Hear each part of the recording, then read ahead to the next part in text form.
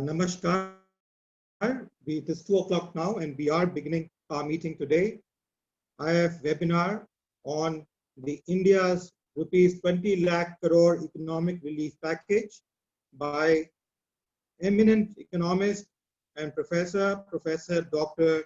J.D. Agarwal, who is currently heading as the chairman and the distinguished professor of finance at the Indian Institute of Finance, and the editor-in-chief Finance India, the quarterly journal of finance of Indian Institute of Finance, which is indexed by over 37 international agencies, including Scopus, UGC, JEL, Cables, Academy of Sciences, various UGCs, over 200 plus universities around the world, and so on and so forth.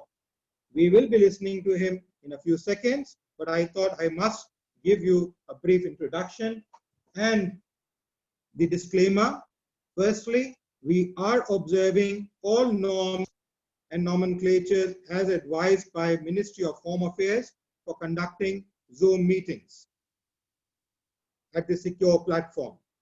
And as a restriction, every one of you is requested to kindly keep your audios and videos off during this session. In the 1 hour session, we have Professor Agarwal addressing. After the session is over, we will open up your audios and your videos to ask questions and make comments. You are welcome to open up your videos or raise your hands towards the end so that you can ask your questions. The other disclaimer I would like to make that the views being presented here at the IF webinars are those of the person in their personal and independent capacity and not those of the institutions the speaker or the moderator represents. I thought I must give these restrictions and structures. The session is going to be recorded and is going live on various platforms, and we will be putting it on the YouTube channel called IF News and Broadcasting, which has more than 400 videos already placed online for the benefit of people at large. I will now go forward to be introducing our guest of honor today, who is going to be speaking before he starts with his presentation.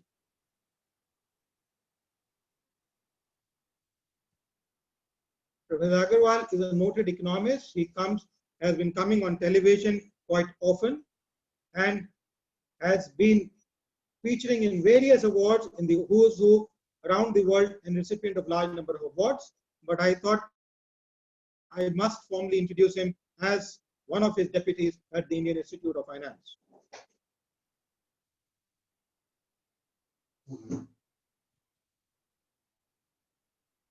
Professor J.D. Agarwal is presently, as I said, professor and the founder, chairman, and director of the Indian Institute of Finance. He is a leading economist and a financial expert.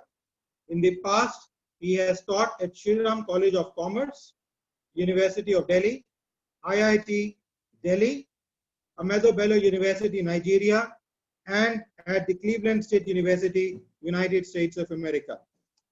He has written over 15 books, authored over 5,500 pages, edited over 130 volumes now of Finance India, editing more than 23,000 pages, published more than 125 research papers, authored more than 32 book reviews and 500 case studies and working papers. He has been supervisor of several PhDs, MTech, Systems and Management, dissertations, MBAs, MSc Finance dissertations, and research projects by senior government officials sponsored by the Government of India on study leave to IIF. Many of them have had secretary level positions, and one of them retired as the member of the CBDT and is currently of the same rank, a special heading as special member at the same rank as cabinet minister in current government. He has lectured in more than 500 MDPs and trained more than 10,000 senior executives from government and industry, delivering more than 600 radio and TV talks, interviews on economic issues. He has organized, participated in more than 1,000 seminars and conferences world over, either as a keynote speaker chairman of the sessions or as a participant. He has also assisted in more than 100 institutions and universities and organizations globally as an expert with their technical know-how and his expertise. He is invited to address conferences, sign MOUs, and deliver lectures in more than 50 countries. His research writings, speeches, talks, interviews on All India Radio and television channels, which includes Rajya Sabha TV, Lok Sabha TV, BBC, and various other televisions across the globe, including Rush Television, CNBC Television, Newsmail, TV, and various others. CNBC have had an important bearing on the government policies, including the budget time change from 5 p.m. to 4 noon, which was done by the then Finance Minister, Mr. Yashwant Sinha, when it was proposed and published in Economic Times. And the link is available on our website if you want to have a look, which, using the same, the Government of India changed the budget timing from 5 p.m. to 4 noon, which saves the Government of India a large amount of taxpayer money which used to go in paying the government machinery which was working extensive hours. His students hold and have held ministerial positions in Government of India, state government, politics, judiciary, bureaucracy, legal, media, accounting, economics, business and industry, World Bank, and senior positions in academics to the level of vice chancellors of universities and presidents of organizations, and deans in international universities as well. He has contributed significantly to promote the field of finance in the last over 3.5 decades through education and research. One of his most important contributions is to found the prestigious Indian Institute of Finance in 1987 without government aid. The institute has become a center of excellence and a base of scholarship in the last 33 years now. IIF Library has over 55,000 volumes and more than 1,000 technical journals being there, and it is a public library. Anyone can come and join and take benefit of the library by just submitting a valid ID proof with a request letter. It is unique and solely devoted to develop the field of financial economics. The financial economics, which was relatively unknown, got a boost and retained a place of prominence, shifting the focus of economics, which was focus of economics from welfare orientation, state subsidies and high taxes and controls to financial economic market orientations and wealth generations. His another contribution is to start and develop the quarterly journal of finance called Finance India, an international level refereed, indexed, high impact factor journal to promote research in finance. The journal started in 1987 and is considered to be a leading journal in finance and has been rated 3rd best worldwide by the American Statistical Association and 4th by the SJIF indexing factor with a very high impact factor out of 21,000 plus journals. It has an editorial board of some of the most prominent experts like the Nobel laureates Franco Modigliani, Merton H. Miller, Robert Merton, Robert Mundell, Douglas North, and many others.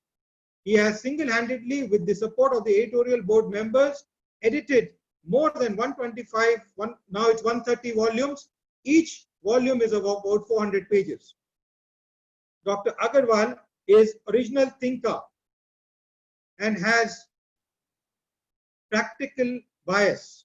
Professor Agarwal research indicates that theories and techniques of financial economics based on postulates of single objective give erroneous and irrational results and have become outdated in the present era. Keeping in view this, he has developed several new models and theories in the field of financial economics. His models have presented a new perspective to the theory of finance. Some of his works, including goal programming model of capital budgeting,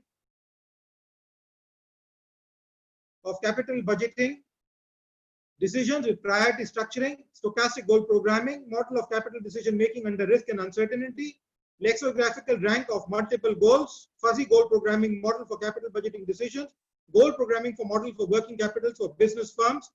His work is cited widely and is being used by business and industry. His more recent works on the monetary, the M5 of cryptocurrency, structuring cryptocurrency, is under consideration by the Reserve Bank of India, as they have constituted a committee based on his and his co-authors' work.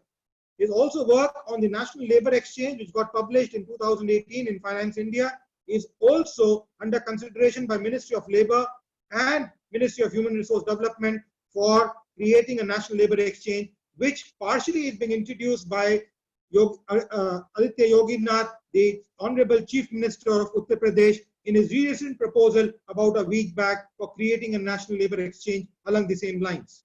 He has won several citations and awards and quoted widely in journals daily.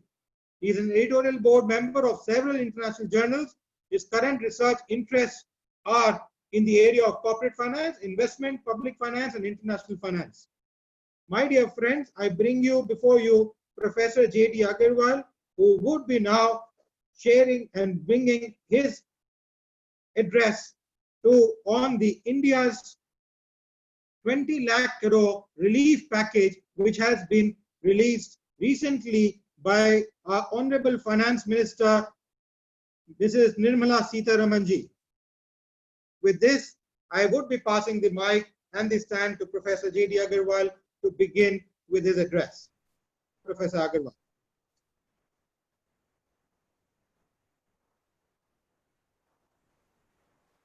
Unmute.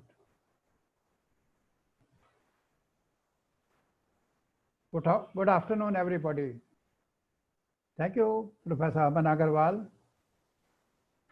Honorable Mr. Deepak Bohra, other members of the audience. It's a matter of pleasure for me to share my views on an important aspect of impact of government 20 lakh crore package on Indian economy. This has become a matter of a lot of controversy and criticism, particularly by some members of the opposition party in the country. We need to really see what is likely to be the impact and what forced government to really come out with a package which is approximately 10% of GDP within 1.5 months of declaring a lockdown. As we all know, the government of India had to declare lockdown on 25th of March 2020 because the pandemic, which has really created serious problem all over the world, including India. But if you really look at the Indian situation as of today, or even on that day when the package was created, one may find that government of India has been able to prevent or control to a great extent the spread of pandemic in the country. Most often in the newspapers we come across absolute figures of those who have been affected, those who have been cured, and those who died in different countries of the world. These absolute figures, in my opinion, have no meaning. If we really look at that, the whole Europe, the total population of the whole Europe is only about 105 crores, while in India itself is about 130 crores. If we see that only about 4,500 people were affected and expired or lost their life in India out of 130 crore people, I think that I must say is a remarkable contribution the government has made ever since this pandemic has been declared. Similarly, the number of cases which have been tested or observed is far, far less than comparatively to the rest of the world. I do not want to talk about what has happened in other countries, but I am certainly concerned as to how and to what extent we have been able to control in India. I must compliment the government of India, first of all, to declare lockdown and then to manage and prevent the spread of pandemic. Here in this case, of course, one may say that declaring lockdown, and some people have been talking about that there was no proper planning done. Well, there can be both parts of it. One, when we say that no planning has been done, which most of the opposition members have been talking about. Others say if you were have planned that way, there could have been chaos and there could have been some problems in the economy. Well, coming to this with this background in mind, if we really see that there are lots of world over what has been the effect of COVID-19. The global economy, as per various estimates, is likely to contract by about 3%.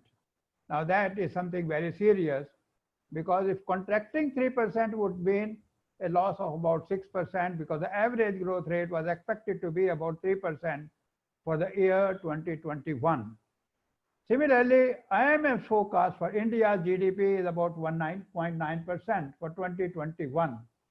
Well, RBI has not given any estimates, but it is expected, or it is likely, or it is thought over that the Indian economy may also contract and may not grow at the rate of 1.9%.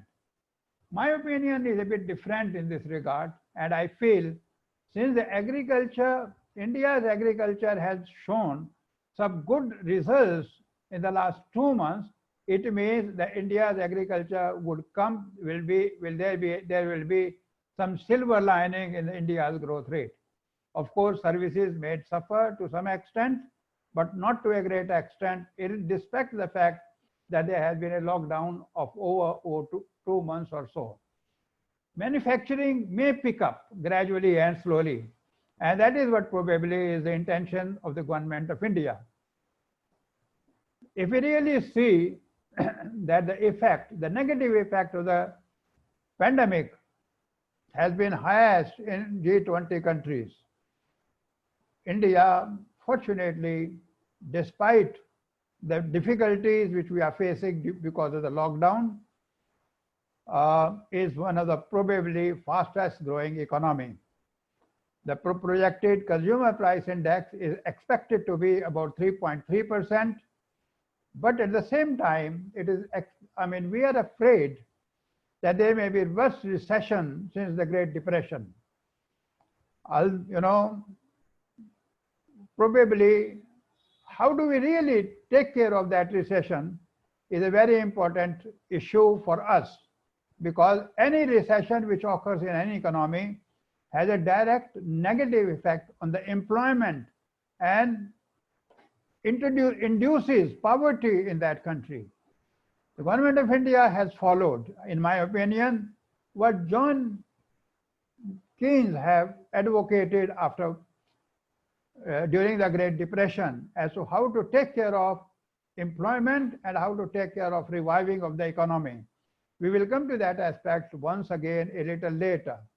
Let us look at one aspect. Why this stimulus of 20 lakh crore?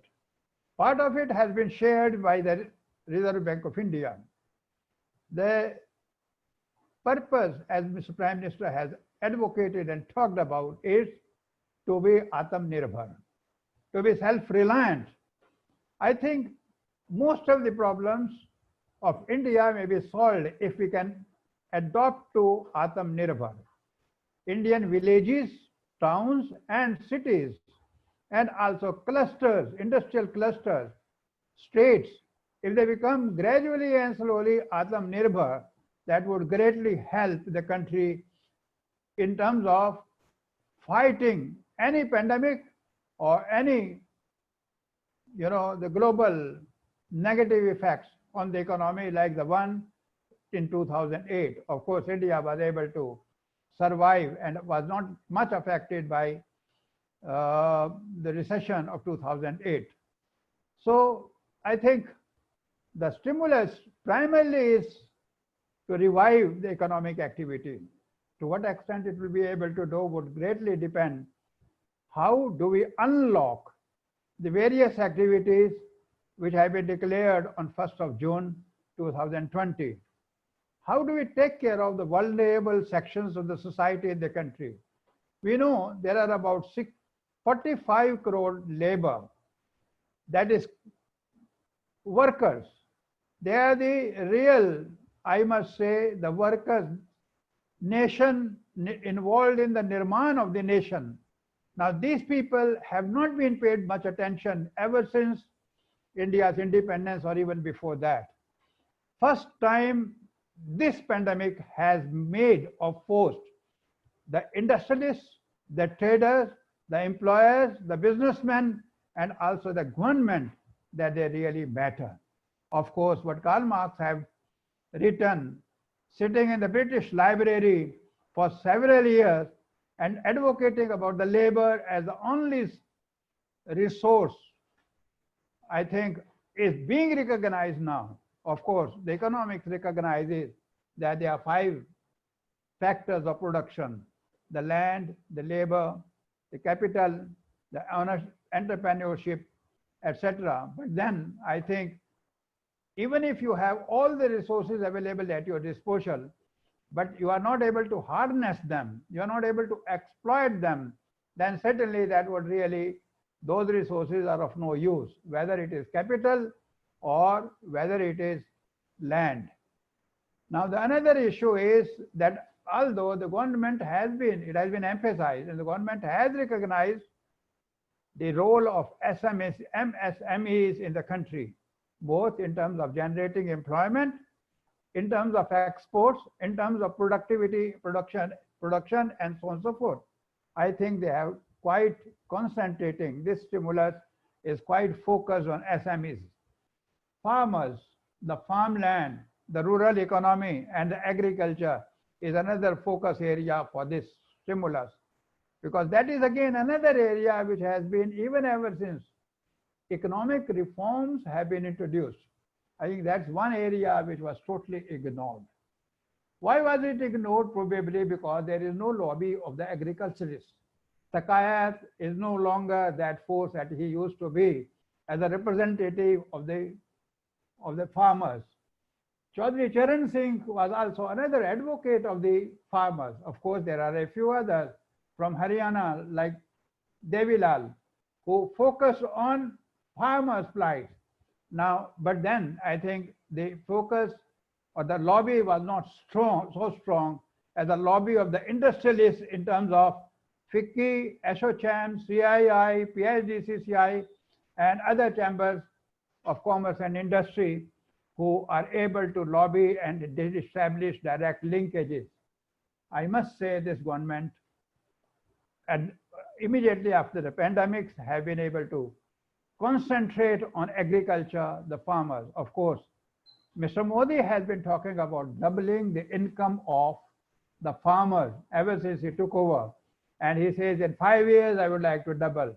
I'm sure with these new economic reforms, the incomes may be doubled much earlier, because agriculture is one area that has not been locked down in the way the rest of the economy was locked down in the country, because of the Rabi crop ready to be harnessed, used, purchased, and stored for any possible uncertainty in the future. Then we have, I think the focus was also simultaneously on providing the liquidity in the system. Whenever there is a lockdown, it is always observed that the liquidity suffers. The banks suffer from liquidity, although the government, the RBI, and the banks say that they have a lot of liquidity. They have deposited large quantity of money with the Reserve Bank of India and the reverse repo, at the reverse repo rate. Now, but still, I think that there is a serious problem of overall liquidity in the system. And I think the stimulus was created with a view to create to improve the overall liquidity in the system. Let's look at the wide-ranging reforms which have been introduced. Before I come to the amounts which have been allocated, I must say that ever since the economic reforms initiated in 1991, I think India has introduced wide-ranging reforms now. These reforms are on agriculture, these reforms on labor, but still the reforms in terms of land have not yet been carried out. Probably they have escaped the attention of the government or the Honorable Finance Minister. Land reforms are needed. What is need to be done? Maybe I'll come at a later stage in terms of land reforms, because the socialistic pattern of society going the communist way back in 60s made the land holding and fragmented it into pieces, and that has resulted into inefficiency. While the productivity of each hectare in Japan is almost 7 to 8 times more than India, and India's productivity is far less, almost 8 times less or 10 times less. We need to really improve upon the productivity, go into the regions why productivity is low. I think that is something which requires the attention of the government of India. Now, there, I think this is something very important. And at the same time, if we really look at the land of India is something which can produce gold in a way. Tibet, which was a part of India, was one place where 38% of the gold reserves are there. And that is one region that India was considered to be very important in that respect, because it was like a sone ki chidiya, because 30% of the gold reserves of the whole world, if they lie in Tibet, which was a part of India, naturally India was a very rich country in terms of the gold reserves. Let's look at some of the allocations which have been made. PM Garib Kalyan Yojana announced on 26. That means the government was so careful. Immediately after declaring lockdown, it has come out with 1.7 lakh crores of PM Garib Kalyan Yojana. RBI measure on 13th May, I think immediately 5 lakh crores of rupees. Tranche 1 announced by the finance minister on 13th May was 5.9 lakh crores. Tranche 2 declared on 14th May was 3.2 lakh crores. Tranche 3 declared on 15th May 2.6 lakh crores. And total till 15th May was 17.7 lakh crores. RBI measures contributed to the extent of 2.3 lakh crores. That makes something around 20.1 lakh crores, which is about 10% of the GDP. I think this is one of the largest stimulus which has been provided by any government anywhere in the world, despite the fact that our economy is not so rich as the economy of United States of America. Now, if we really look at this, besides this, we have also seen that the government, both the state governments and the central government, tried to provide free fruit grain supply to migrant workers for almost 2 months, costing about 3,500 crores. Special credit facility to street vendors to the extent of 5,000 crores. I think the vendors is one area which were most vulnerable and suffered besides the migrant workers, because when lockdown, the street vendors were not able to sell anything and on anything at all. Additional Manrega allocation of 40,000 crores. I think this is something which can probably be utilized most effectively to develop the rural economy, to develop the agriculture areas, and also to facilitate to provide jobs to those migrants who have gone back to their villages looking for a shelter and a comfortable life, because they were finding it difficult to live in the urban centers where their workplace. Similarly, employment and MSME. I think this is another area where emergency WC for business, including SMEs, 3 lakh crores have been provided. Subordinate debt facility for stressed MSE, 20,000 crores. Fund of funds for MSE, 50,000 crores. Interest subvention to Mundra Shishu loans, 1,500 crores. I think the amounts are very well thought out to really make the economy revive. Now, to support employment, the government has also gave an additional credit through KCC 2 lakh crore. Food micro enterprises 10,000 crores. Pradhan Mantri Matsya Sampada Yojana 20,000 crore. Operation Green 500 crore. Agri Infrastructure Fund 1 lakh crore. I think although one may consider that when you are providing 20 lakh crore, I have always been harping in most of my writings and also opinions that what we need in India is to develop and appropriate agriculture and rural infrastructure in agriculture and rural sector.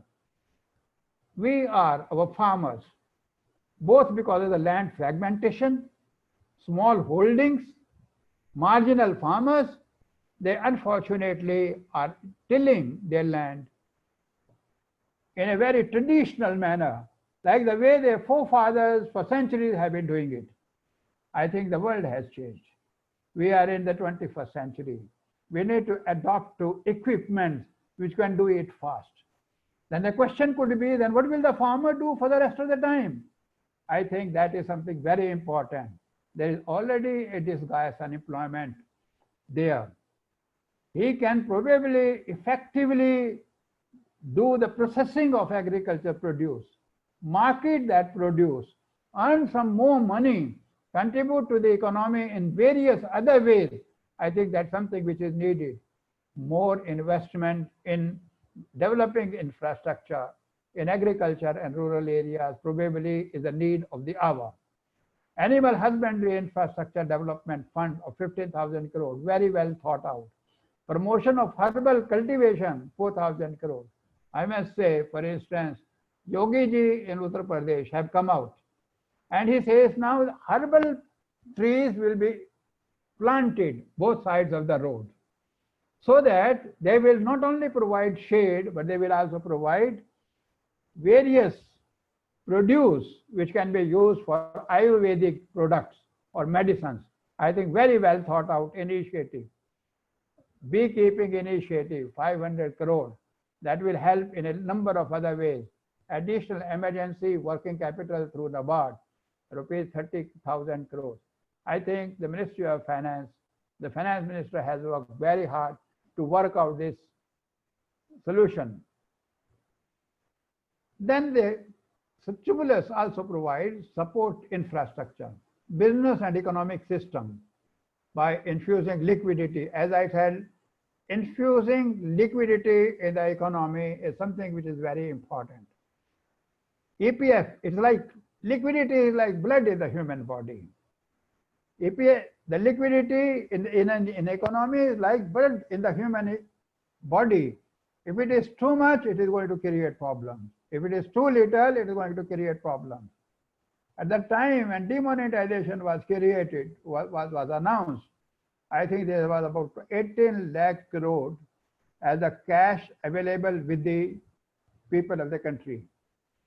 It got reduced to about 16 lakh crore of rupees after the demonetization was announced. Maybe a part of it got hidden, maybe a part of it was not declared by people. But today, it may be surprising that there is about 25 lakh crore in the hands of the people. That is the situation of liquidity. As a matter of fact, these funds should be available with banks. There is a process of credit creation.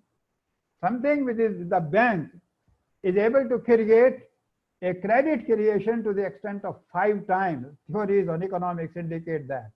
If one really look at the outline of economics, one may find 5 times is the credit creation of any money which is lying in the hands of the people, in their pockets or in their under their cover, bed covers. I think that is not creating creation, that is not creating credit.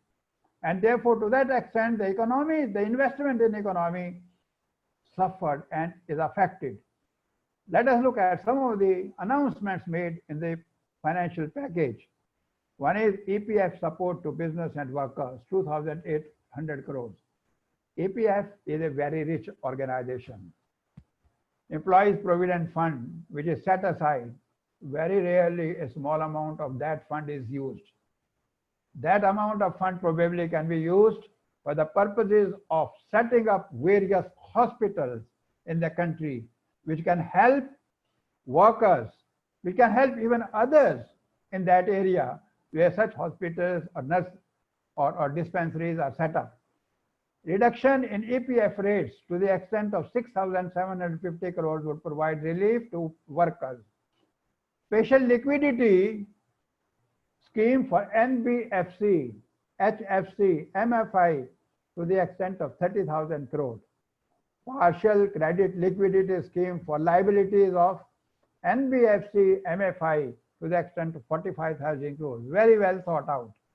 Liquidity injection to DISCOMs, 90,000 crores. Reduction of TDS, TCS rates, rupees 50,000 crores. Viability gap, funding of about 8,100 crores. I must say that a lot of hard work has gone into it in order to assign or allocate funds to these different schemes in order or to provide a stimulus in order to provide liquidity and also to revive the economy. Let us look at what the fiscal stimulus and monetary accommodative stance has been in the economy. RBI reducing CRR to 3%. There was a time in 1991 when the CRR used to be very, very high. SLR used to be anywhere around 36, 37%. We are happy to see that the SLR is 18% now. Imagine if SLR is 36% and there is a priority lending at low interest rates, what will be happening to the banks and their profitability? The repo rate has been reduced to 4%, reverse repo rate to 3.35%. I think it is this 3.35% which has become very attractive to banks to deposit any additional funds available with them, because the credit offtake in the economy is far, far lower than what could have been during the month of April, May, and June. This was a time which is a busy season. This is a time for the traders to have more credit, business houses, and also the industry to have more credit so that they can purchase agricultural produce, use it, store it, and also, pay money to agriculturists. But at the same time, I must say, we found that the government of India has been very effective. Various wings of the government of India have done tremendously well to purchase as much as about 3.82 million of produce from the farmers and distribute the cost to them. Refinancing facility to CDB, NABARD, NHB, extending moratorium on loans. Of course, there is a question which is becoming that how can you announce moratorium on interest on loans? What will happen probably we may be able to know a little later, but of course it has both parts. One is a stimulus, another is to take care of the health of the banks who may suffer in terms of profitability. Focus on digital banking. I think these 2 months have forced, to adopt to digital banking in a great way. Now let us look at what the policy dilemmas. First, 45 crore labor. The question was whether to pay them or not to pay them by the employers. Of course, about 15 crore people totally in the unorganized sector, or maybe more, those who have not been paid. Now, for them, a large number of them going hungry. We know a large number of them started moving to their own villages, looking for a shelter at home where they were born. I think to fight against COVID is as well as hunger. I think is one of the policy dilemma for the governments, whether it is state government or the governments. Here in this case, we have also found dharma has suddenly become very important in the country. When I say dharma became important, a large number of people, industrial houses, actors, and those who could afford, come out with donations to be given to the Prime Minister to take care of fighting against COVID-19. That's one. A large number of organizations like ISKCON, a large number of, and RSS, they came out with providing food to the people at different sections. Crores of workers have been provided food, by NGOs in the country. That is probably dharma prevailed on them. Fiscal balance and monetization is another aspect, which is a policy dilemma. We always know and try, the government has been trying for the last several years to maintain a fiscal deficit to anything around 3%. Often it is about 3.5%, but generally between 3.3% to 4%. Now, the fiscal deficit is likely to go little different. Maybe it may be about 5%. Maybe it might go even beyond 5%, up to 6%. Now, there would be some serious implications of that.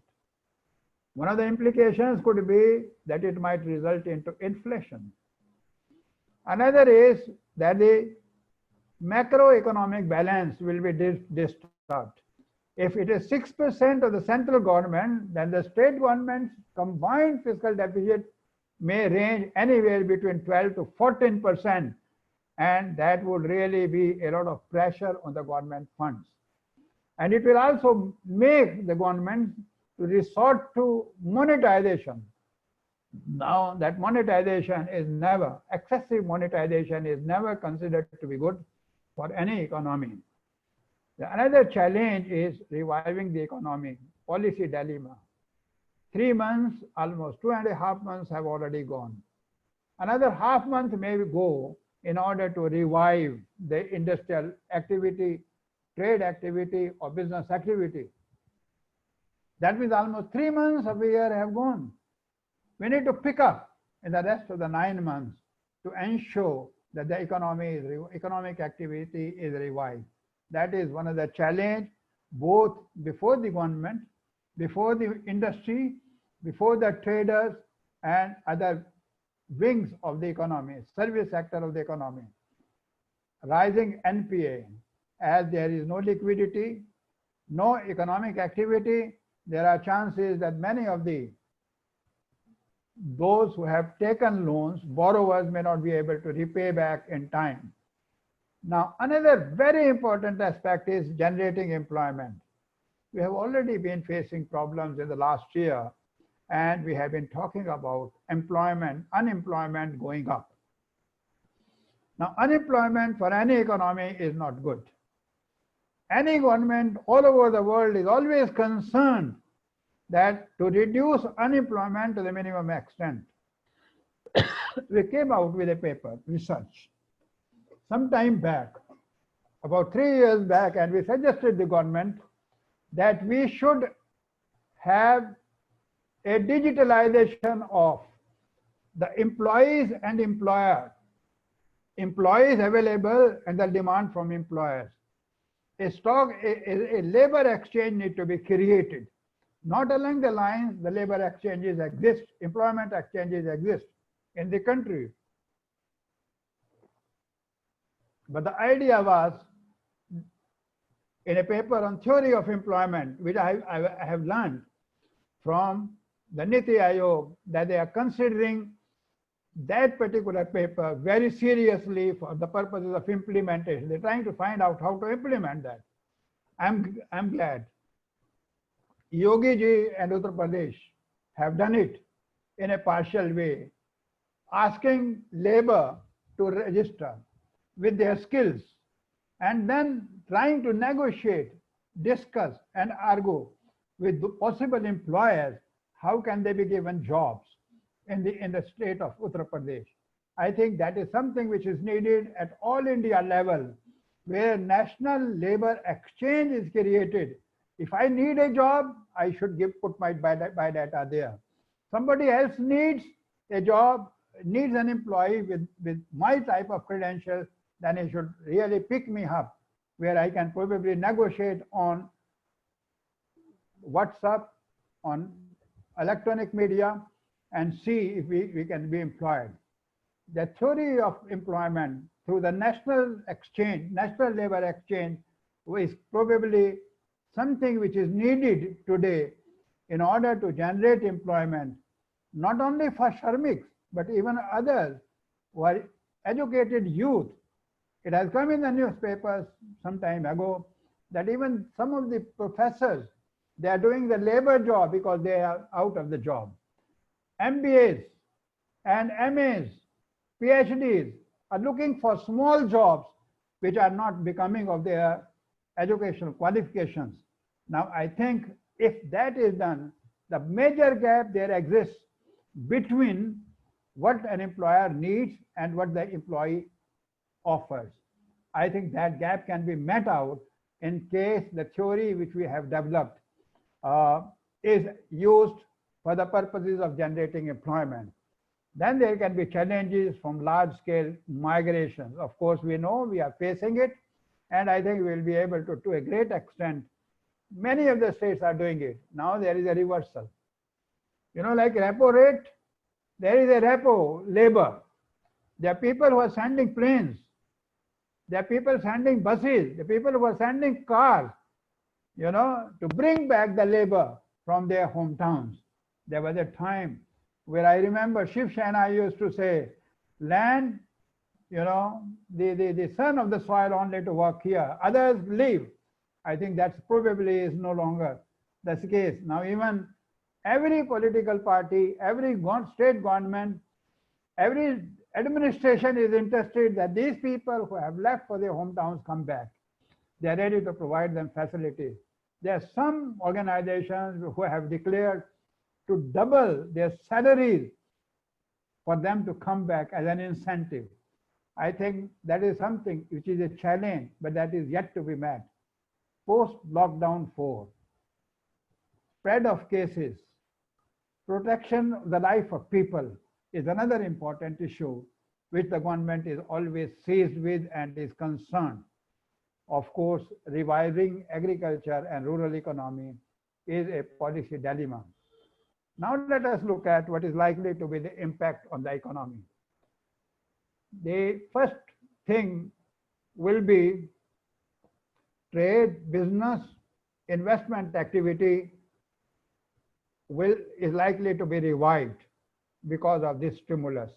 20 lakh crore for a country like India is really a large amount.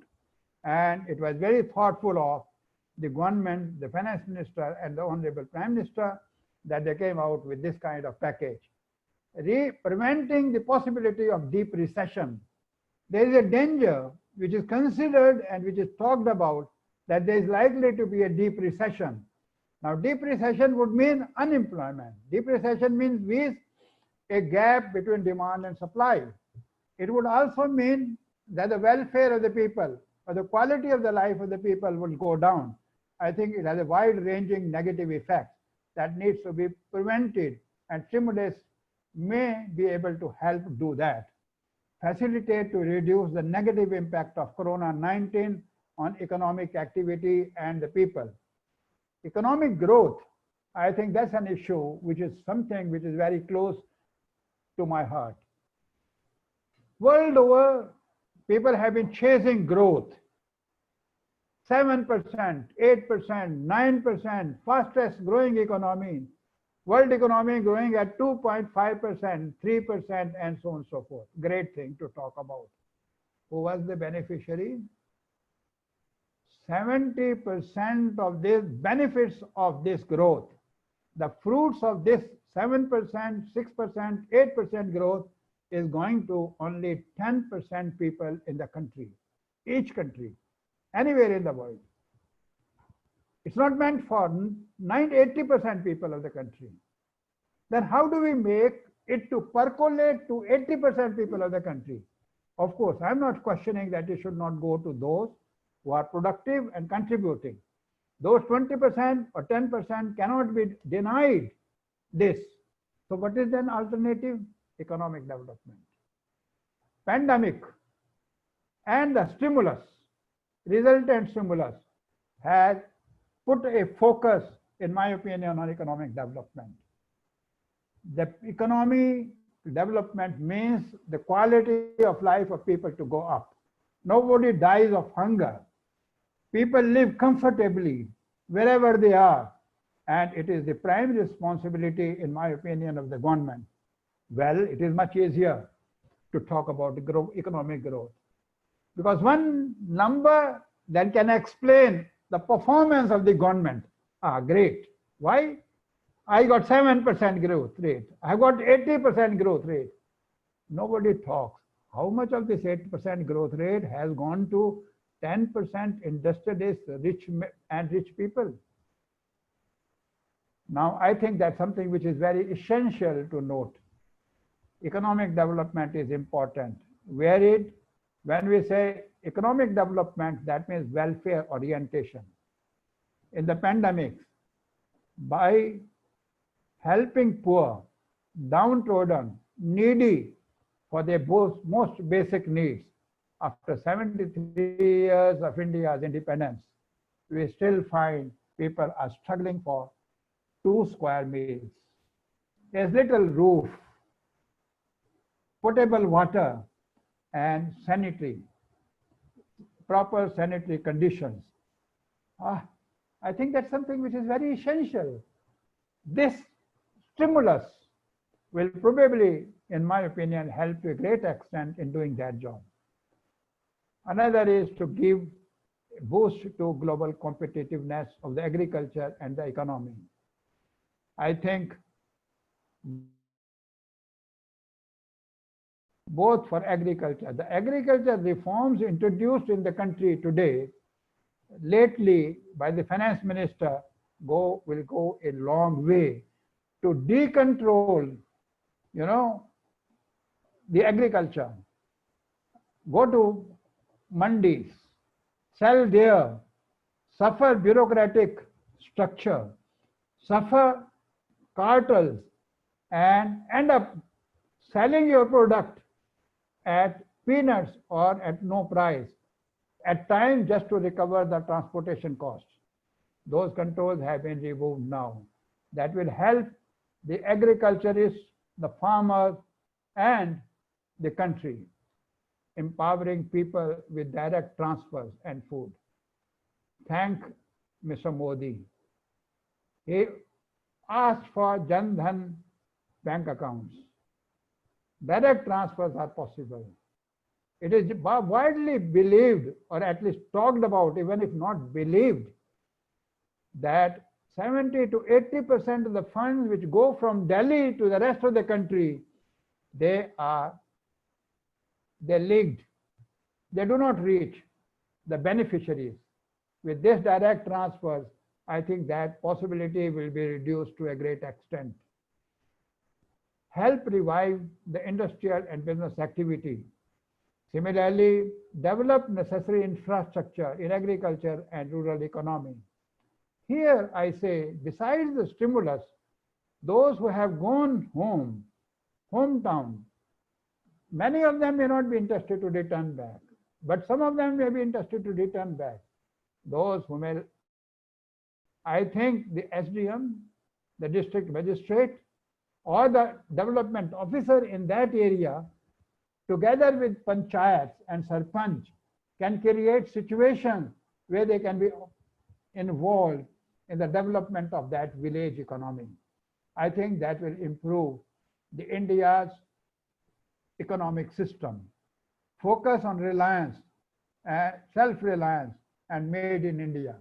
I think self-reliance for an economy of 130 crore people is probably the need of the hour. We should have adopted it. I remember one director level officer from the Ministry of Defense posted at the Indian Institute of Finance to do research, prepared a report, and it was suggested there that domestic production of various arms and equipment should be carried out in India. That research years back, or rather 12 years back, and it was submitted to the Ministry of Defense as well as to the government. that task. I think in that report it was also mentioned that some of the equipments which have become old or which have become usable because India could afford later technology, they can be sold to those countries where I think the countries who cannot afford the latest equipments, the guns, and so on and so forth, so that at least they can be able to maintain security and service of their nation and the people. I do not know if anything has been done about that, but I think that is probably that will relieve us of a large amount of stock which is lying as an inventory with the Ministry of Defense or the Government of India, and help us earn money, and that money can be used either to develop, facilities at home here, or purchase latest defense equipments.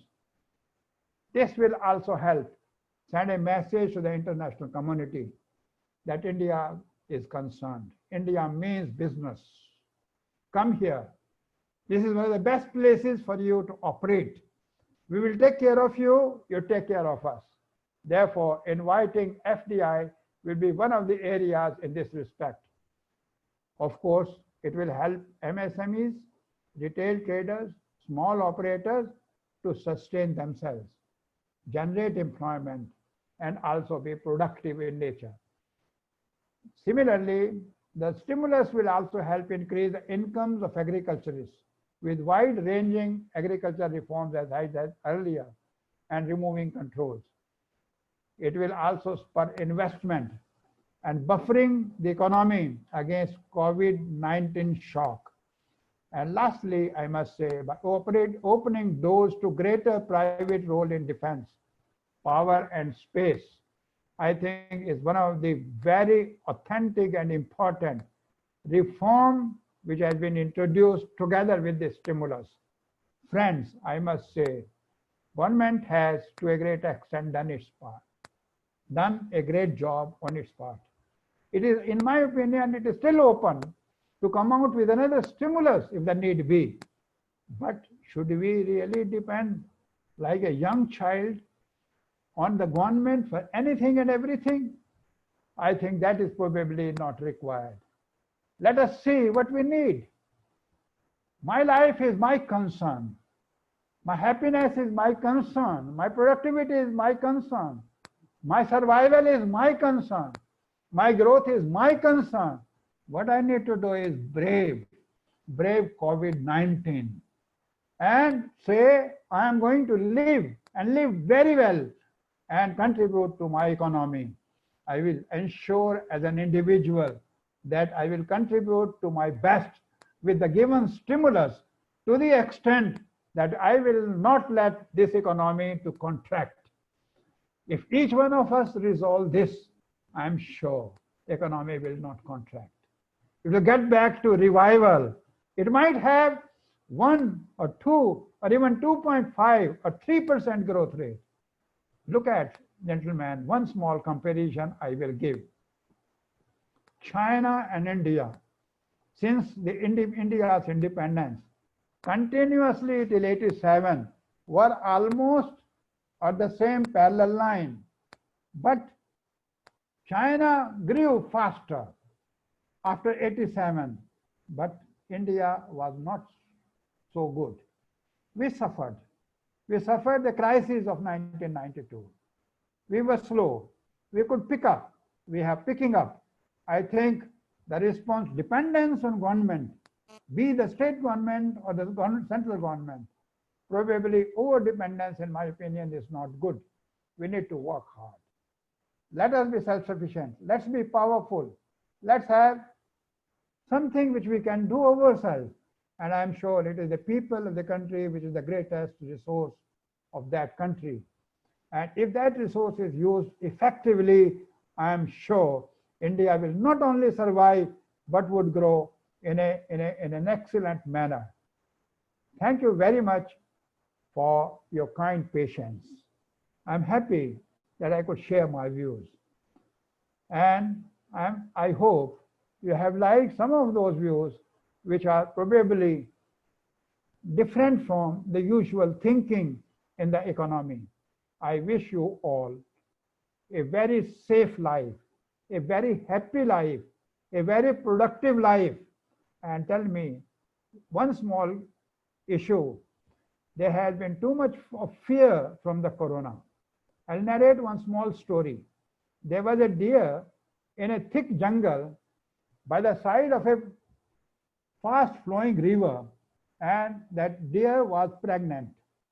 On one side of that, the deer found there was a hunter with a gun to kill that deer.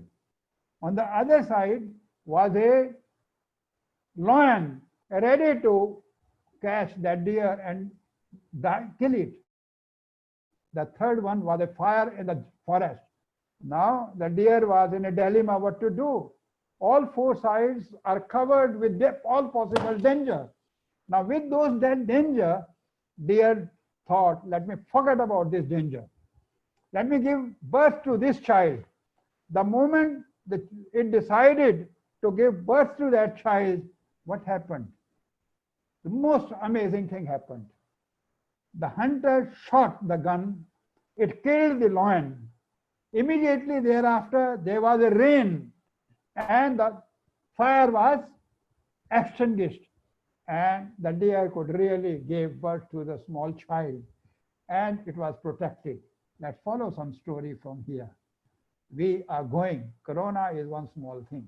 It's a very big thing. I'm sorry. It's a very big thing, but let us take it, brave it. Let's not fear from it, but let's really follow guidelines. Let us be safe. Let's take care of ourselves.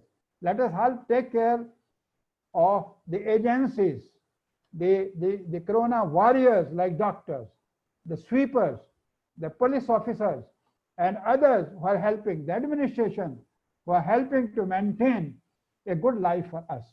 Thank you very much for listening and for your patience for the last almost 45 minutes.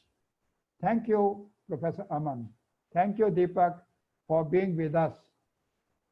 Thank you, Saurabh, and everybody. Yes, we will be now opening the house for questions, and I would request you can raise your hands or open up your videos. Kindly do so that we can bring you in for asking questions. Yeah, I see Professor Vora who wants to maybe make a comment or ask a question, whatever. Just a second, Professor Vora. Please go ahead. Oh, sorry. Just a second. Please go ahead. Can you hear me now? Yes. Yes, very well. Can you hear me clearly? Yes, I'm able to hear you. Okay. First of all, Professor J.D. Agarwal, as usual, outstanding, brilliant. You've been my guru in economics from the time we were together at university, and you just get better by the day. Thank you very much. Professor, I have a question to ask. You've talked about agriculture, the fact that there was no lockdown in agriculture in India. Would you say that while we nationalized in our socialist period several industries, particularly in the port sector? Can you hear me, sir? Yes. Yeah. We developed industries under the public sector, whether it was steel or whether it was automobiles or it was mining or even construction. Agriculture was never socialized, never communized, never governmentalized in India. Do you think that was a good decision to make? And is that why India, from having to beg for food from the United States in 66, 67, today is the world's second largest producer? I'd like your views on this. You raise a very good question. There are two aspects, if I have understood well. One is the public sector enterprises, central public sector enterprises, and nationalizing the national resources, and not focusing on agriculture. I think this is what I have understood. There are two things, in my opinion. One, pandemic has clearly indicated that the public sector undertakings and enterprises are as important as the private enterprise. There has been a lot of criticism against public sector enterprises. Industrial Policy Resolution of 1956 was probably one good resolution where public sector enterprises started emerging. 140 central public sector undertakings made great contributions. They did suffer losses. The reasons for losses are different. We are not going into it at this moment. Air India has helped taking people from the rest of the world to India. How many private enterprise airlines have done that? Hospitals, government hospitals were taking care of those who were suffering from pandemics. How many private hospitals? And how many people can really afford the treatment in the private hospitals? I think we need both. A mixed kind of economic system. For some who are very rich, probably can go to the private sector, but others, public sector. Education. More than 65% of the total enrollment in the country at the highest educational level is in the private sector. A lot of controls. And they are accused and stating that they're commercial enterprises. They are not commercial, they are commercial enterprises. Why do you say they are commercial enterprises? That means your administration has failed to maintain it. They are philanthropic, they have been started by trusts or societies. You have not been able to take care of their administration. Take care of their administration. They will not, cannot become this. Agriculture. This is a system which is age-old system for the last several thousand years. It is continuing. To touch that probably was likely to have serious political implications. And I think no government could think of that serious implication to come. 60% of the total voters, they come from the farmland, from the rural area. The rich people from the urban areas, many a time they did not even go to vote. They say it's not so important. So that's one. But if you really look at, we were divided in the post-World War II, we were divided in thought process either to adopt the Russian model of communism, Russian and Chinese model of communism, or the American and European model of free enterprises. We had adopted a mechanism which was mix of both of them. Private sector was not so competent to really invest large amounts of money and go into those areas which are more basic, like mining, electricals, like BHEL, NTPC, and so on and so forth. They were not there at that time. Public sector was the need of the hour. That was one. If we have adopted, after the Gorbachev perestroika, you know what has happened in Eastern Europe and in different parts of Russia? They have consolidated the land and they are having a cooperative agriculturing. You see, each one of them has some small piece of land. They created a cooperative, and the cooperatively in Hungary, for instance, where I visited to deliver a special lecture on their 50th Golden Jubilee anniversary. It was at St. Istvan Agriculture University. I found, I was surprised, cooperative farming. If the land is fragmented into pieces for whatever reasons, I think that could be cooperative farming can help using technological equipments. In India, we had to adopt fragmentation because, like for instance, one political leader from Congress party had several hundred acres of land. He divided them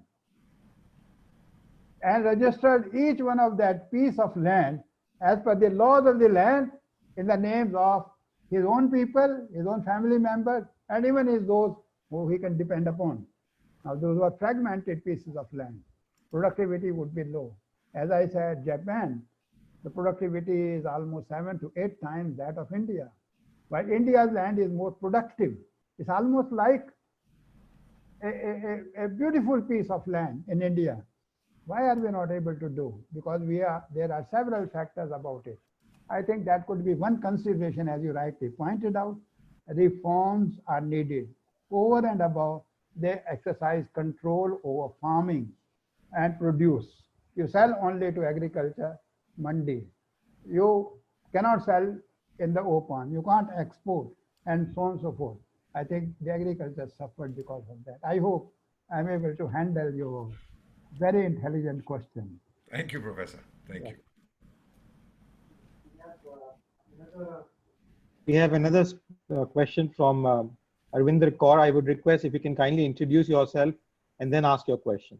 From where you are, which city, and which organization. Please. Just a second, please. Just a second.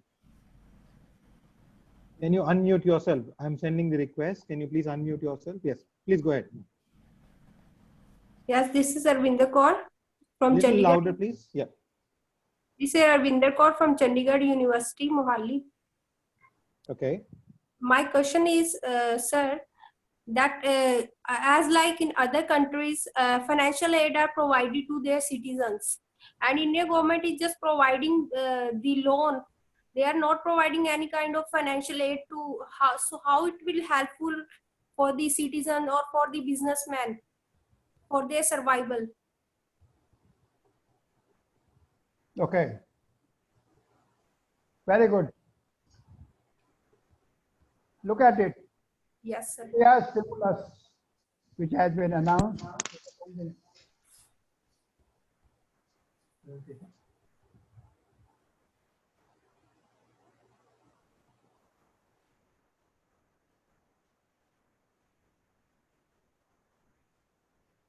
The stimulus which has been provided is a combination of financial help and the credit and moratorium. You know, the women empowerment, hundreds and thousands of crores has been given to transfer to their account. It's a direct financial help. Similarly, industry is given equity financing has been done for MSME, 50,000 crores of rupees. This is a direct funding. So it's a very good, very well designed combination of both the loans as well as the funding. As a matter of fact, free charity is not valued. You understand? Secondly, the funds which come so easily, they will be spent so easily and not be used very effectively. Therefore, there is some kind of thinking in the mind of the person who has been given funds that you are to use this effectively. I remember about a small story. There was a young boy in Punjab. He used to take away money from his father, sometimes from grandfather, go play throughout the day, enjoy life, and come at the end of the day, and each day he used to ask for 5 rupees, 10 rupees. One day, the father was very sick of it, because each day he goes and he doesn't study, he is not productive. Sometimes he takes money from grandfather, sometimes from mother. The one day he told his grandfather, that is the grandfather of that boy, that why don't you stop giving him money? Then grandfather was also in difficulty to give him money. He told that boy, today you go and work. Whatever money you will earn, I will give you double of that money in the evening so that you can enjoy it tomorrow. The boy went, worked very hard. He could make only 5 rupees in the whole day. When he came back, holding that 5 rupees in his hand, told his grandfather, I earned this 5 rupees after working for 8 hours. His grandfather said, go and throw it in a well. You know, there are wells in Punjab and Haryana and all over the country. Throw it in the well. The boy became furious. Why should I throw it in the well? 8 hours I worked hard to earn this 5 rupees. And you say you throw it in the well. But my dear, for several months you've been throwing the money which we earned hard way and wasting it. Now you earn 5 rupees, so you are considering, why should I throw it? the same story extends. Give money to people in the form of cash, it is likely to be misused. It is not likely to be productive, and that is likely to be a burden not only on people but also on the economy. At one stage, there is another story. There was a rich man who used to distribute 20 rupees to all the people who were unemployed in his village. After he has vanished, he finished with all his resources available. So he told his people that from tomorrow I will not be able to give money or reduce this 20 rupees package being given to people every day. The next day when some people came, asked for their 20 rupees contribution, the manager said, well, sorry, we do not have money today, we can't give you. He says, how can you do that? How can you say that? Give me 20 rupees. It is my right to get that 20 rupees. That becomes right. Do you want that right to become a right for the people? They will start accusing. You are giving food. Now people have started criticizing and saying, I am not getting good food. No food is being served. Right? And I think, in my opinion, not distribute money so freely that it is misused. But the combination in the stimulus is both giving funds as well as the loans. Okay? Yes, we will now go to Bharti Sharma. Before that, Ms. Rekha Vora Bhalla was there. She is, as I came to know from her and from Professor Vora, she is a sister. I will request her if she has a comment or a question to make. She did raise her hand. If she can unmute herself, I have sent the request to unmute. And then maybe you can ask a question, Ms. Vora. Ms. Bhalla, sorry. Okay. Rekha ji, if you can ask your question or comment what you have, please go ahead. Right. Thank you. Thank you. शुक्रिया शुक्रिया वैसे sir ये एक सवाल है और एक दो ऑब्जर्वेशंस है मैंने बहुत आपका सुना बहुत अच्छा लगा शुक्रिया ये जो कंज्यूमर कॉन्फिडेंस है ये कोलैप्स कर गया है इसको हम रीइंस्टिल कैसे करें कंज्यूमर कॉन्फिडेंस टोटली कोलैप्स कर गया पैंडेमिक की वजह से समझ नहीं आ रहा कि इसको हम रीइंस्टिल कैसे करें एक बात दूसरा ये है कि ये हमारे आइडिया अच्छा होगा कि स्टेट्स को जो स्टेट स्पेसिफिक इंडस्ट्रीज हैं उनको इतना डिसेंट्रलाइजेशन करा जाए कि वो लोग खुद समझ लें कि उनको वहाँ क्या ज़रूरत है टाइनी और कॉटेज इंडस्ट्रीज जिनके साथ मेरा संबंध रहता है वो बहुत बुरी तरह से इस वक्त डूब गए हैं टाइनी और कॉटेज इंडस्ट्री यही दो तीन मेरे ऑब्जर्वेशंस थे कि इनको अब पंजाब जो है वो माइग्रेंट्स को वापस बुला रहा है कि उनको ज़रूरत पड़ रही समझ नहीं आ रहा है इसमें कि ये किस दिशा में हम हैं इस वक्त यही मेरा सवाल आपने बड़े अच्छे प्रश्न पूछे पहला प्रश्न है आपका कंज्यूमर कॉन्फिडेंस जी कंज्यूमर कॉन्फिडेंस के लिए अगर मैं ये कहूँ time is the best healer time is the best healer because it takes a little time for you to recover and then that is one reason that stimulus has been provided so as to establish a consumer confidence so as to make industry business activity productive but at the same time as Prime Minister said जान है जहान है I think अगर जान ही नहीं होगी तो जहान का क्या करेंगे लेकिन जहान का होना भी उतना ही जरूरी है अपनी जान के लिए अगर जहान नहीं होगा तो जान का भी क्या करेंगे इसलिए ये जो कंज्यूमर कॉन्फिडेंस है मैं ये समझता हूँ जैसे जैसे पैंडेमिक का इफेक्ट कम होगा मुझे तो ऐसा लगता है मैं डॉक्टर नहीं हूँ ना मैं केमिस्ट हूँ मुझे तो ऐसा लगता है जिस तरीके से ये एक जगह गया उसके बाद वहाँ खत्म हो गया अगर पैंडेमिक ही है तो खत्म कैसे हो गया जब तक वैक्सीन नहीं डेवलप हुई इसका मतलब तो ऐसा हुआ कि जैसे कुछ केमिकल उस जगह पर फेंक दिया जब वो केमिकल खत्म हो जाएगा तो वो डेड हो जाएगा ना तो ये सूरज से छुपना खत्म हो रहा है ना लोगों की एक्टिविटी से खत्म हो रहा है।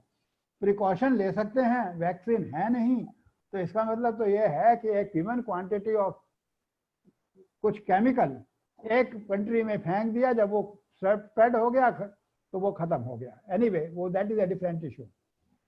Time is the best healer, and I am sure consumer confidence will be rebuilt gradually and slowly.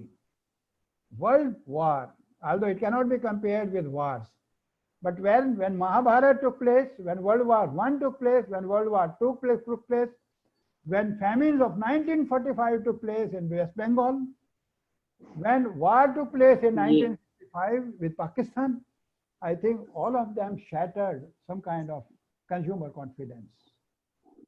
That shattered the possibility of employment.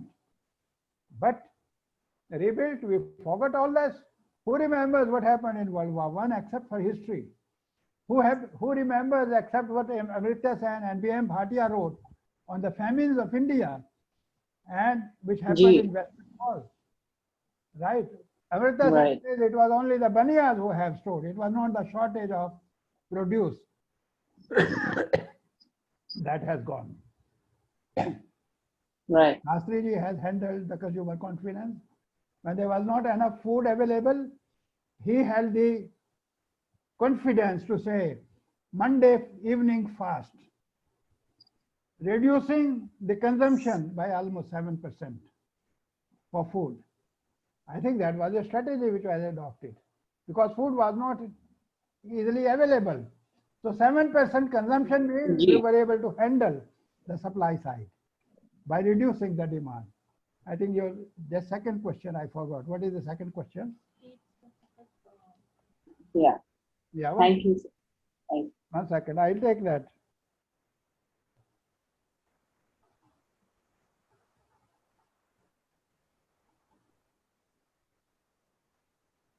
Yes. Decentralization of industries. Well, maybe it is a policy decision. But we have found, let's go back to Gandhi's model. Let's go back to Khadi Gramodyog. Khadi Gramodyog involved women staying at home and spinning because there was too much of shortage of cloth at that time. That means the women who were not prepared to step out of their houses. Now lockdown has made us not to step out of our houses, but by tradition they were not step out of their houses. And the jobs were created right inside their houses. An amber charkha or a charkha was given to them. They were spinning and they were giving that cotton spinned cloth, thread to Khadi Gramodyog to convert it into a cloth. Can we not think of that model in a country like India, where 50% people live in villages and traditionally they don't want to step out of their houses?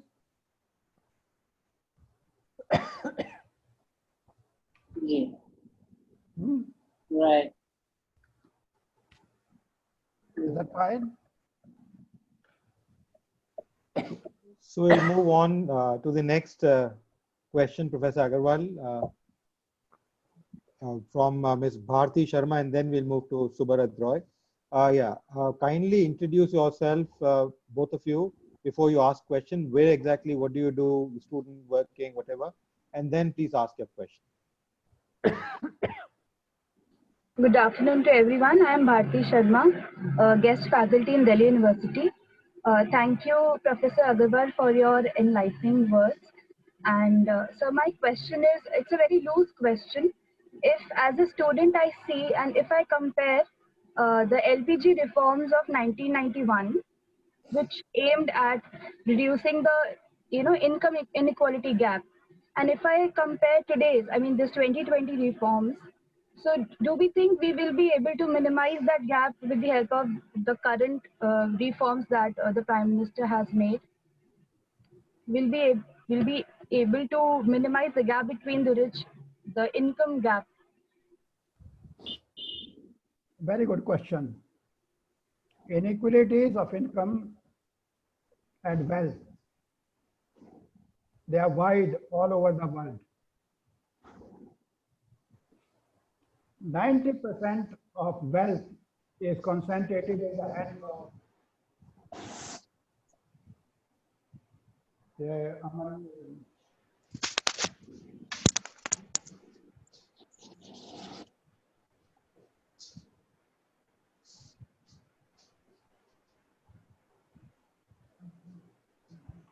90% of the total wealth is concentrated in the hands of 10% people or 15%. That's not only in India, almost all over the world. Now, how do we reduce inequalities of income and wealth? I think every successive budget, if you look at the budgetary policy, the textbooks on budget, they clearly indicate one of the objectives of budgetary policy is to reduce inequalities of income and wealth. To what extent are we able to reduce? No, we are not able to reduce. Wealth or the money begets money. Poor becomes poorer. How do we do it? We cannot compare it with 1991. We were in financial crisis. We had only total $2 billion worth of foreign exchange, which was enough only for 3 weeks imports. Today, we have over $380 billion worth of foreign exchange reserves. Therefore, we can't compare. But the incomes and wealth, there is a wide disparity. How do we reduce it? There is a progressive taxation on people who earn more money. That has been done even recently in the budgets. There are sachets which are available. Concessions are given to those who have low incomes. And I think that's not enough measure. People have to work. And people have to generate resources. Incomes and wealth inequality is a very serious issue which the governments all over the world have been pondering over. Now, I do not think I have a solution. How do you really reduce inequalities of income and wealth? You cannot ask rich people to give and distribute it to the poor. But at the same time, there can be one way. If people can be made happy by giving them a useful employment, productive employment, where they can use their hands and the brain to produce, naturally the gap between the rich and the poor would be reduced to a great extent. Now, attempts are not being made. Political parties in developing countries don't want people to be educated. They don't want them to be literate. They want them to be vote banks. They don't want to even become sufficiently rich to be sustainable. Then they will start thinking who to vote. At this moment, they don't want, they vote blindly as a group to one political party. Now, it suits political party. Poverty in the countries, they do talk about slogans, removing Garibi Hatao. 1971, Madam Indira Gandhi talked about Garibi Hatao. That time Garib were removed and Garibi still is there even till today. In my opinion, educate them, give them skill, give them jobs, create them and a capability of becoming entrepreneur. There are vast opportunities available. Once they start doing it, automatically the income level will go up. Once the income level will go up, the gap will be reduced. At least those who are poor, those who are downtrodden, those who are weak, those are the people, at least they will be able to live life happily and in peace. Thank you, Professor Agarwal. We'll go to the next question, which is there. I had a gentleman, Mr. Subrata Rao, still wants to ask a question. He's still around. Professor Deepak Vora, did you want to ask or say something? Yes, please go ahead, please, Professor Vora. And then we'll go to Mr. Subrata Rao. Please hold on, Mr. Rao. Can you hear me, Professor Aman? Yes, yes. Please go ahead, Professor Vora. Professor Agarwal, I just wanted to add to what you responded to that lady from Chandigarh who said, why isn't the government giving free money to those impacted by the Professor coronavirus. Vora, could you be a little louder? Your voice is coming a Yes, little slow. sure. Can you hear me now clearly? Yes, Yes, better, better, better. I wish to add to what the response that Professor Agarwal gave to the lady from Chandigarh who was asking, Miss Kaur, who was asking why the government is not giving lots of money, free money, grants to people affected by the COVID crisis. You know, this is the perennial, the eternal debate that Professor Agarwal and I grew up with from our time at Delhi School. Do you, in a moment of financial crisis, do you spend more or do you save more? No one has resolved that crisis. Now, the United States is doing what is called helicopter money. People who are unemployed get $4,000, depending on the level that they were at. There are now 50 million additional unemployed in America. They get $4,000 a month, they get a check. It comes in the mail. Should we be doing that? How do you deal with this? Or rather, give them soft loans, enable them to become self sufficient again. Second question, Professor Agarwal, with your permission, the comment was made about the Gini coefficient of income inequality in India, and you very rightly pointed out that it's a global phenomenon where less than 10% of the world owns more than 90% of the world's wealth. This is known. India's private wealth, by the way, is $8.2 trillion, and about less than 20% of Indians own the overwhelming majority of that wealth. Now, what happens in inequality, when there is inequality, when there is trouble, is exactly what you're seeing in the United States. The black community is up in arms. Perhaps the trigger was the death, the unfair death, the murder, so to speak, of this black man. But it is the income inequality that has been angering them, that has been hitting them for a long time. This is the main reason, the psychological reason, the socioeconomic reason. So you're absolutely right that we have to decrease the income inequality, and that can only come by building a more just and equitable society. And Professor J.D. Agarwal has given you the ingredients for that. Thank you. That's all that I wanted to say.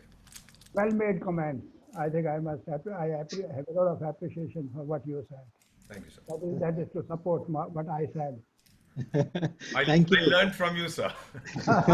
Thank you, Professor Vora. We have Way. one or two more questions before we end for today. We go to Mr. Subrata Roy. Please introduce yourself, Mr. Roy, and then please ask your question. Thank you, sir. I'm audible, sir. Very well. Please go ahead. Okay. Actually, thank you, sir, for giving me the permission to ask a question to Professor J.D. Agarwal, sir. Actually, good afternoon to all of you. Myself, Dr. Subrat Roy, Associate Professor in the Department of Commerce, Mahatma Gandhi Central University, Motihari. Actually, sir, my question is that one day the COVID-19 will be over. Then what types of measures will be taken by the government as well as by the corporate sector to motivate the laborers who are now jobless, by which they can again to join the production sectors? We know actually the motivation of the jobless laborers has already been lost. Then what types of measures will be taken by the corporates as well as government to motivate them again, to rejuvenate them again? Thank you, sir. Good question. Lots of steps have been taken. Lots of steps have been taken by the government in order to bring them back to their workplace. Let's take the case. First of all, the stimulus itself. The stimulus itself is clearly indicating that there is a need for these people, migrant workers, to come back. Giving incentives, industries giving incentives to them.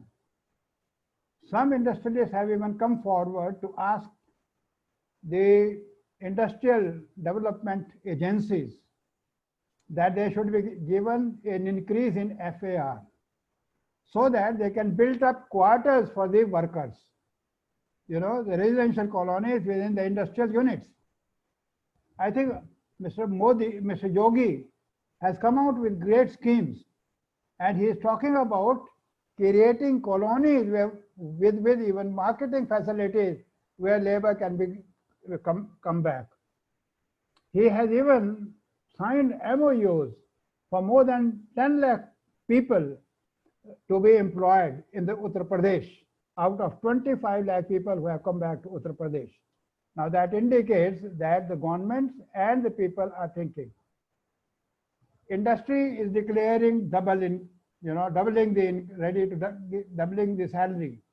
They're ready to bring them back by sending them buses, by bringing them back on chartered planes, by sending them cars who are skilled, and I think these are the ways. Now the point is, it will take a little time for us to adjust. If you throw a small piece of stone in a stagnant water, even in a bucket, you'll find there are pearls which exist. Why it happens? And it takes time. Maybe 1, 2, 3, and you can count them. 1, 2, 3, 4, 5, 6, 7, and after that it settles. I remember about once Buddha asked one of his disciples to go to a river to bring some water for his drinking. His disciple went to the river or the talab. He found some cows were passing through that, and the water become, abnormal. So it was not worth drinkable. He came back and said, "Sir, the water is not worth drinkable because it has been spoiled by cows passing through." Buddha told him, "Now go back. The water, the dust in the water must have settled. So go and bring the water." So he went there, he found the water was calm. He filled up his pot, brought it back to Buddha. My dear friends, it is the same situation even in life. It takes a little time for you to settle, and that settlement will take place. And time is the best healer, as we say. And I'm sure this labor will, by themselves, they have two things in mind. One is survival. Second thing is, within their own families, they will find difficult to adjust after living for several years outside their own hometown or place of birth. So for them, it is a question of survival. It's a question of settling their own children. That's a very important responsibility for all workers. And also to live a happy life with least interference. Let's wait. The water, the dust in the water will settle. It will take a little time. And I think the workers will come back to the industry and start becoming productive. It is their need and it is the need of the industry. But this is for the first time, industry realized their need more than the need by the workers themselves. Thank you, Professor Agarwal. We'll go on to I see Aman, there were 2, 3 other people. Ms. Usha, does she want to ask a question? She had opened up her video a couple of times. Otherwise, we'll go to Aman Kumar, who was there. Yeah, please go ahead. Please introduce yourself, Ms. Usha. Please unmute yourself and introduce yourself before you ask the question, please. Can you please unmute yourself? I'm sending the request for unmuting. Yes, sir. Yeah, please introduce yourself, where you're from, what do you do, and then please ask your question. Yes, good afternoon, everyone. Good afternoon, sir. I am from Bangalore. My name is Usha Rani. I am from Bangalore, Karnataka. My question is, government announced in the Atmanirbhar Bharat scheme 20 crore rupees. That 20 crore, what are the different sources for the 20 crore rupees? Because nowadays banks are facing the problems, that is non-performing assets. Okay, each and every problem having the if they're having the non-performing assets in the banks, then even though how they can give the money to the common public in the MSME schemes, sir. Sorry, will you repeat your question? Hello? Yes, sir. Yes, sir. Yes, sir. I will repeat my question once again, sir. A little louder. Your voice is coming a little low. If you can be a little louder, please. Thank you. Yes, sir. Yes, sir. So is it okay now? Please, yes, better, much better. Please go ahead. Yes, sir.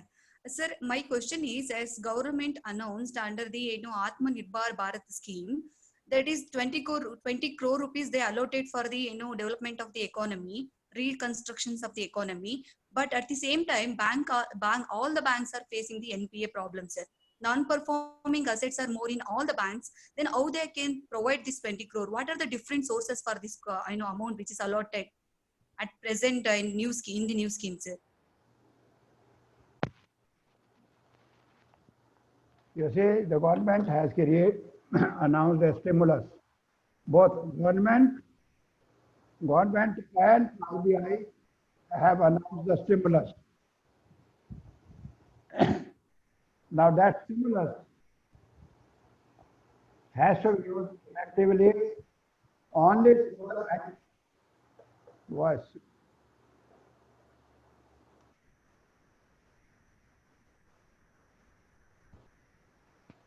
Very good question. So the government has a lot of money. One, monetization.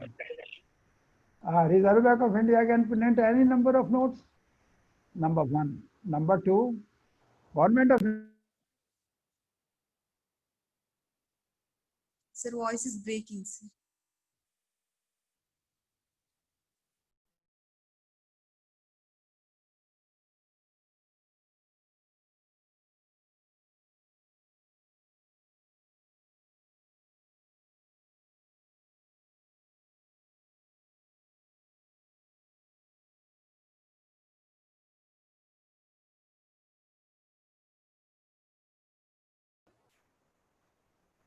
I can speak.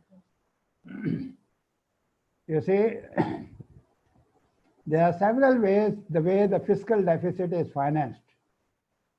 One way is that you can print notes. Another way is that you can borrow. You can borrow at home domestically, you can borrow internationally. You know, when you can borrow against bonds, right? You can issue securities and get money from the people who have excess money with them. That money can be used for the purposes. There are several other ways which can be used by the government to raise funds. There are valid sources of funds available with the governments. Okay? Yeah, so we will just a second. Hello, sir. If they want to print the notes also, they must maintain the reserve. No, how it is possible, sir? They have to maintain reserve, right, sir? Whether it is in the form of the gold or any other securities, they have to maintain the reserve. Then only they can print the notes, right, sir? Is it possible to, without reserve and all the gold reserve, is it possible to print the notes? Yeah, very correct. If you go in economics, you will understand we are currently, in any case, holding reserves to the tune of about $500 billion. About $50 billion has been given as loans to neighboring countries, which is also a reserve for us. So we are having a reserve of $550 billion. What Professor J.D. Agarwal said in terms of monetization is printing notes is 1 rupee note, which even Ministry of Finance can print through the RBI. 1 rupee note does not need any justification. It has been done in the past. That's called monetization. It has an impact because it is inflationary in nature and it has reduces the value of the money. That is the purchasing power of the money, because then more money is there in supply than in the market. So it has a cost, but then that can be done. And that's what Professor Agarwal said. For monetization, you don't need reserves because, and when you talk of the total reserves, please understand the total assets of the country are actually backing your currency. Any currency, which is dollar, rupee, yen, the total assets of the country are backing. If you remember the Greece fiasco which took place recently, when they were in complete fiasco, they could not print money because euro is not printed by them. It is printed by the European Central Bank. So they had lost the power of printing money. Now then the only option they had was to go and liquidate their assets of the nation. In that case, the public assets come in place. And then the second case, the private assets come in place. That means even your and my assets in terms of national interest can be used. So there is a huge amount of wealth in this country which has been there down to which is protecting the interest of the currency. And that's why our purchasing power is so high that we are the third best purchasing power country with about $13 trillion as the GDP on PPP basis. So printing money is not a problem for the government, but that should be the last option which government always should use. Any other question, you're most welcome to ask Professor Agarwal. Thank you, sir. It's clear. Yeah, Thank welcome. you so much. I'll go to now Aman. Aman is our graduate from the institute. We'll request Aman to introduce and then ask his question. Go ahead, Aman. And then we'll end the webinar today because it's already 1 hour extra to what we had planned. Go ahead. Yeah, good afternoon, sir. I'm Aman Kumar Yadav from Indian Institute of Finance. Sir, I have a question that this 20 lakh crore package, it seems to focusing on to boost the supply side of the economy. And as we see that there is a problem also in the demand side of the economy. So how it will help to boost the demand side of the economy? The money which goes to public, MSMEs, and also to public, both in the form of money given to them, cash credits, or cash being distributed, or loans being given, then that will ultimately go to the people in their pockets. That will raise the capability to consume. Similarly, for instance, 50,000 crores, which has been given in terms of TDS and TCS, that also will be available with people. And in such circumstances, when the money, let us say given, 100 rupees is given to MSME, that MSME is going to spend that money. There will be demand created. The money will also, part of the money will go to the people in their pockets. That those people who will get that money will spend that money. Automatically, it is not only supply side, it is equally a demand side. And demand will automatically be generated. The money for purchase of agriculture produce, which has been given to farmers, have facilitated farmers to buy seeds for the next, and also for consumption and spending money. A part of it may be invested by them. So automatically it will come back to the system. Part of it may go back to banks, part of it may go back to shopkeepers, part of it may go back to the industry. For instance, if you look at the sugar industry in the country, in Uttar Pradesh, I think they have been able to process almost 90% of the sugar cane, as compared to the earlier one, which they were not able to process so much at this stage.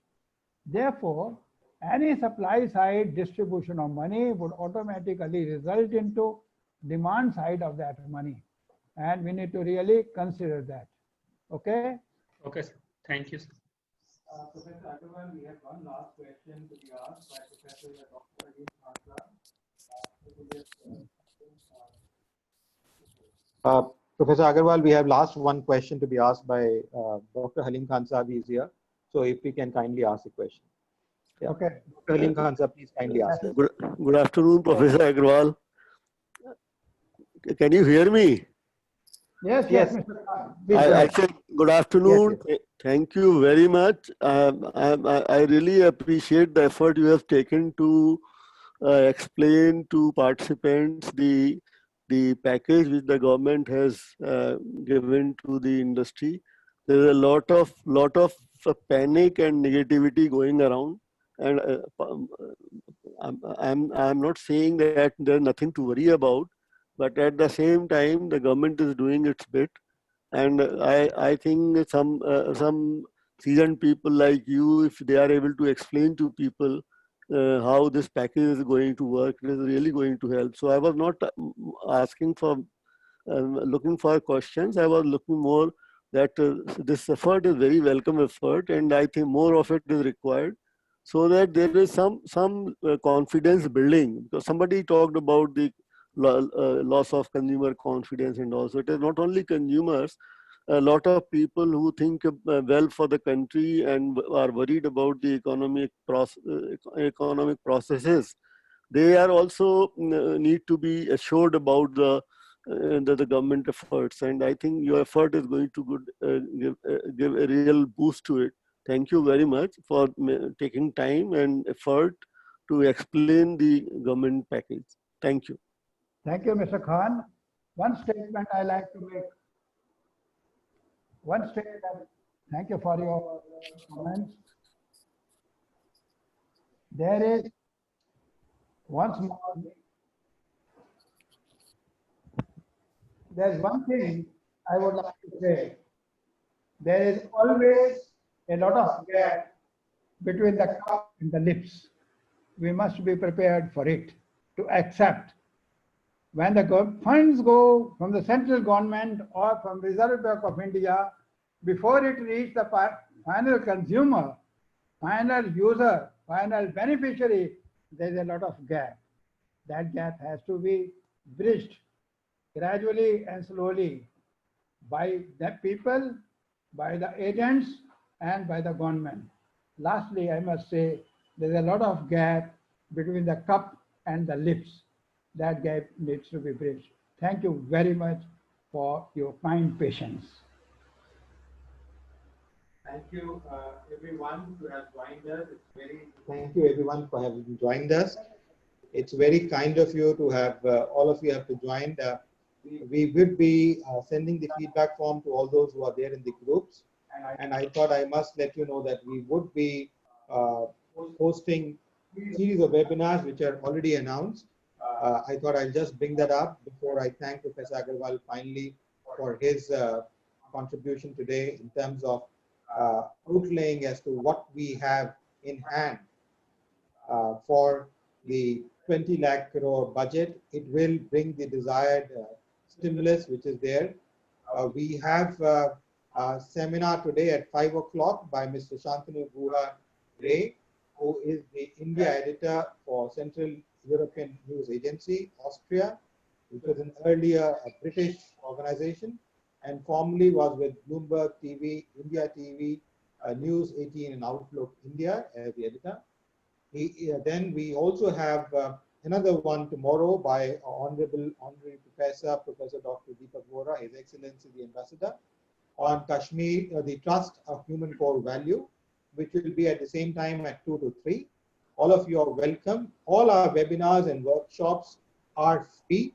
We are not charging anything for the knowledge dissemination which we have in place for people at large during the lockdown and even after the lockdown is there. So you're welcome to join all the webinars which are being arranged for you free of cost and take benefit out of it.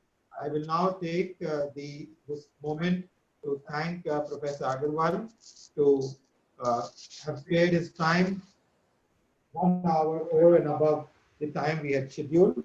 Thank you, Professor Agarwal, for giving that insight. Thank you, Professor Deepak Vora, to have joined, and all the other members, head of the department, professors, researchers, CEOs, press people who have joined us today for the program. This program was live and will also go on the YouTube IIF News and Broadcasting YouTube channel, which we initiated almost about 5-6 years back. And it has almost over 400 plus videos available on education for all of you to benefit from. They're all free. You're welcome to access them at any point of time, 24/7, 365 days.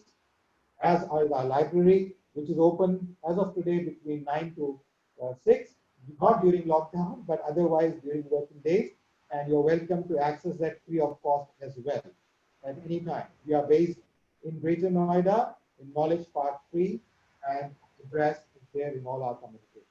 Thank you once again, Professor Agarwal. Namaskar, Vande Mataram, and Jai Hind.